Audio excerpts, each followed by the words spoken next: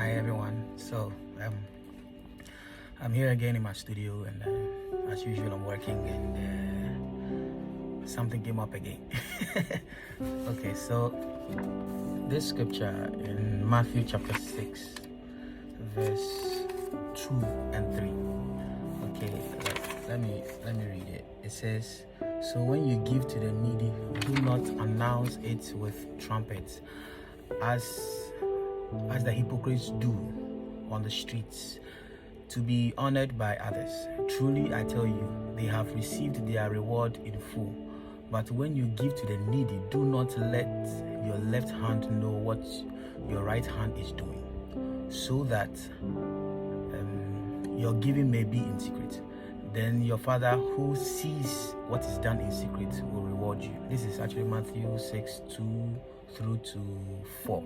Okay.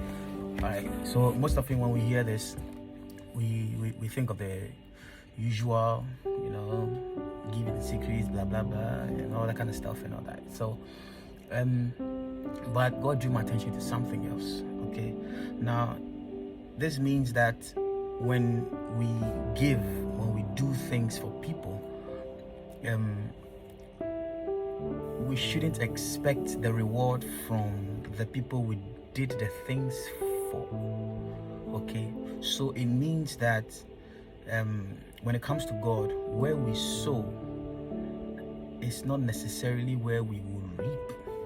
Now you see, we most often get disappointed in people. We get hurt by people.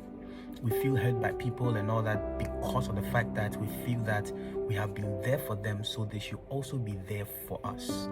But from what God is saying, when you are being there for someone, when you do something for someone, it does not necessarily mean that the person will be the one through whom God will reward you for that good deed.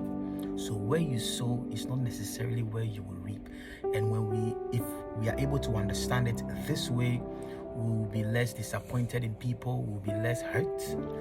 We will understand it when people disappoint us. We will not be as hurt as we usually would be. So it means that it's possible that you can sow seeds in people, in a place of work, maybe, something that you are doing with people at a certain place, wherever that it may be, but God will choose to reward you elsewhere. You understand? So it means that, like I said, where we sow is not necessarily where we will reap. And if we should understand it this way, all we will care about is how we will do for people and not what people will do for us in return. That way, we will not be hurt. So once again, another revelation from our studio. God bless you.